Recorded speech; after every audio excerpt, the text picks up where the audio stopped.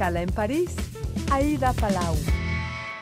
Bienvenidos a todos a este programa de Radio Francia Internacional y France 24. Hoy hace escala en París Miren Bengoa, que es la representante de ONU Mujeres Francia. Miren, muchísimas gracias por estar con nosotros. Gracias. ONU Mujeres se crea en 2010 con el objetivo, entre otros, de promover la igualdad de la mujer y la autonomía de las mujeres. Fue dirigida al principio por una latinoamericana, la expresidenta de Chile, Michelle Bachelet. En estos últimos años, ¿qué avances se han conseguido? Estamos en un momento crítico por razones varias en términos de los derechos de las mujeres. Podemos decir, por el lado de ONU Mujeres, que primero la creación de la organización fue un reto en el 2010, que se pongan de acuerdo todos los estados a nivel mundial para crear una organización única que tenga el mandato de promover la igualdad de género y la autonomía de las mujeres a nivel mundial. Y estamos en un momento crítico, lo decía, para demostrar que estamos luchando contra las fuerzas conservativas, que hoy en día no se podría volver a abrir una conferencia tan importante como la de Beijing del 1995, porque tal vez los derechos obtenidos no serían los mismos que hace 20 años. O sea, que estamos en un momento donde las fuerzas conservadoras no harían posible algo así. Habría más luchas. Siempre hay debate y no se puede considerar que los derechos sean adquiridos de manera permanente.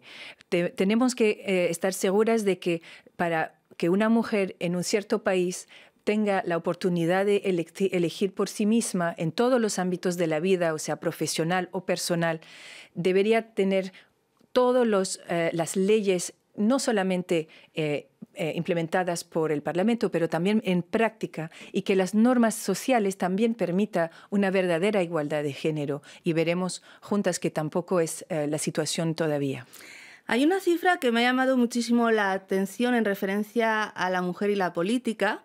El país con más mujeres parlamentarias no está ni en Europa ni en América del Norte, sino en África. Se trata de Ruanda, con el 61% de parlamentarias, y el segundo lugar es Bolivia, con el 53%. Es muy envidiable, ¿no?, para otros países como los europeos, por ejemplo.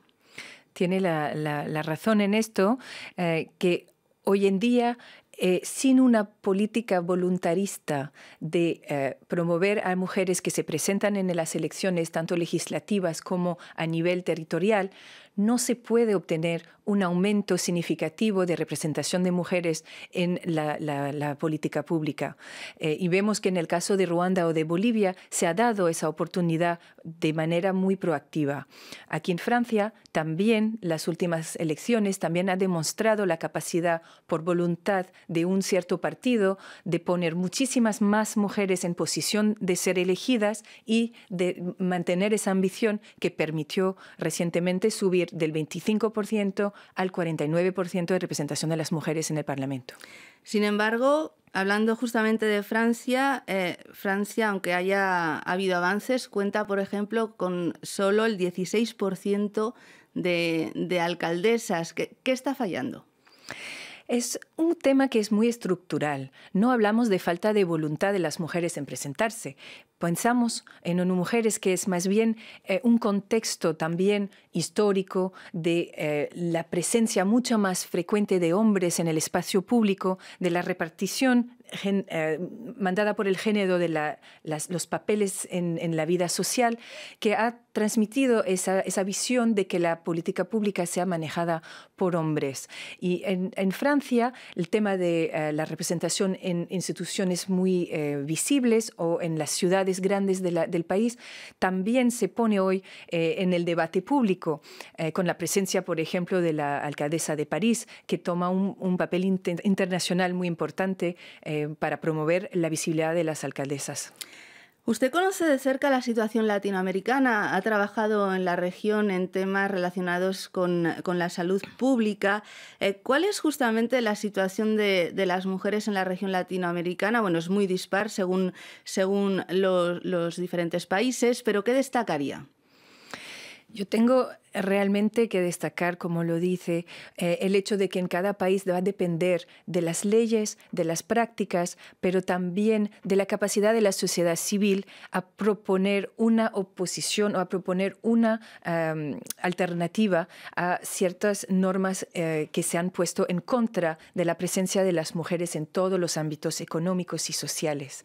Y no queremos destacar ningún caso en particular, pero es verdadero que hoy el problema mayor que se encuentra en los países de Latinoamérica es la violencia en contra de las mujeres, que se ha mantenido en niveles altísimos y inaceptables. También se puede poner en la luz el tema de la visibilidad de las mujeres en el ámbito económico. Vemos de más en más mujeres emprendedoras, tanto en el sector informal como en el sector formal, pero todavía se podría seguir adelante dando el ejemplo a las jóvenes que se puede hacer cualquier trabajo hoy en día, que no se debería imponer ningún estereotipo de género en esto. Justamente la brecha salarial sigue siendo muy preocupante. A nivel global, las mujeres ganan menos que los hombres en todo el mundo. En la mayoría de los países, las mujeres en promedio ganan solo entre el 60 y el 75% del salario de los hombres. Y Francia no es una excepción, ¿no? ¿Qué frena esa equiparación de los salarios? ¿Es falta de voluntad política? ¿Falta de oportunidades en la educación?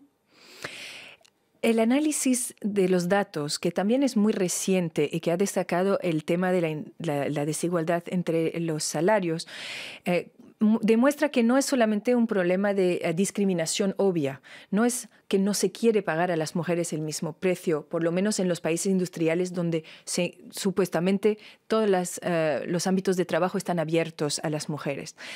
Lo que se nota es una evolución diferenciada en el tema de la carrera y con ciertos paros, que sea de maternidad o para cuidar también a los ancianos, que también esa carga les cae mucho más a las mujeres que a los hombres, de pasar menos tiempo en capacitación también, porque se da un estereotipo de que las mujeres no van a tener la misma evolución profesional, y luego todas las barreras personales que se pueden poner, que las mujeres parece que muchos años no se atreven en pedir un aumento de salario.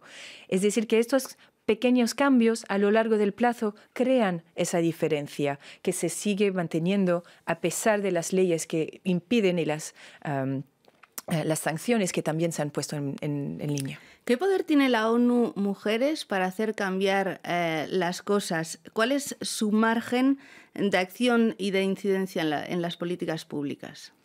El trabajo de ONU Mujeres justamente es multisectorial. Primero va a ser el referente, la agencia referente para la igualdad de mujeres en todo el sistema de Naciones Unidas, y en este término va a tener muchísima influencia en mantener un enfoque de género en cualquier sea el tema de medio ambiente, el tema del trabajo, el tema, por ejemplo, de la salud también, que les impide mucho a las mujeres progresar en sus vidas cuando no hay buen acceso a la salud reproductiva, por ejemplo. ONU Mujeres va a tener un papel también importante en la promoción de las mujeres en la representación pública y también en el ámbito económico.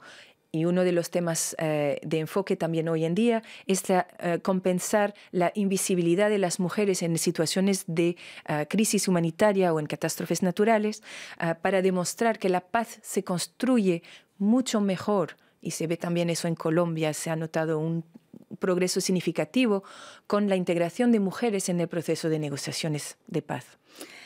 Una de las lacras mundiales, y usted hacía referencia hace un momento, es la violencia de género. Hay 49 países que no tienen leyes de protección de las mujeres frente a este tipo de violencia. Por dar unos datos, en Francia en 2016 fueron asesinadas 123 mujeres a manos de sus parejas o exparejas. El mismo año en Argentina 290 mujeres y en España 45. Tenemos la sensación de que se habla mucho en España.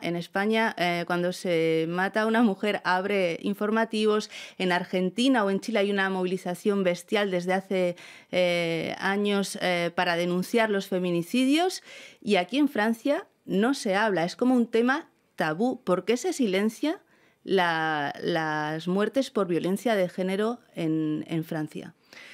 De hecho, hubo más de 125 personas, mujeres, matadas el año pasado en Francia por su compañero o excompañero.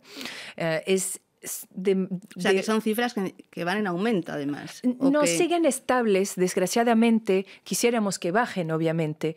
Y hablando de la movilización en contra, yo creo que se ha ido creando más momento, más movilización de empresas también, de las instituciones y de la sociedad civil alrededor, por ejemplo, de la campaña Orange Day, el Día Anaranjado, los 16 días de activismo contra la violencia contra las mujeres. Y eso ha tenido fuerza aquí en Francia también y esperemos que ayude a cambiar la situación. Una tarea pendiente o asignatura pendiente tal vez sean los medios de comunicación nacionales, ¿no? Que hasta hace bien poco hablaban de esos asesinatos como crímenes pasionales, una verdadera aberración, ¿no? De hecho, ahora lo que nos gusta ver en ONU Mujeres es que se abre el debate enseguida cuando sale un artículo con un título erróneo, que va a poner, por ejemplo, un poquito de empatía hacia el agresor, sin tomar en cuenta de que la víctima ya no se puede ni defender.